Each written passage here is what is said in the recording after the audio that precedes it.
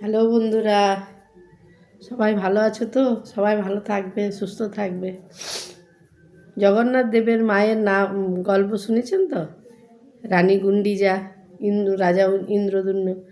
যখন জগন্নাথ দেব ওনাদের রাজা রানীর কোনো সন্তান ছিলেন না, তখন প্রজাদের কাছে তারা প্রসাদ বিতরণ করতে পারতো না, কি যে আমার সন্তান নাই।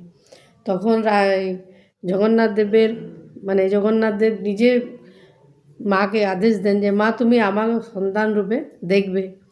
তখন সবাই ওকে জগন্নাথ দেবের মা, ও জগন্নাথের মা ডাকত। জগন্নাথ দেবের যখন দোলযাত্রায় তখন যাচ্ছেন, রানী পায়ে কাটা ফুটে গেছে, তার জন্যে জগন্নাথ দেব নিজে হাত দিয়ে মায়ের পায়ের তলায় হাত দিয়েছিলেন।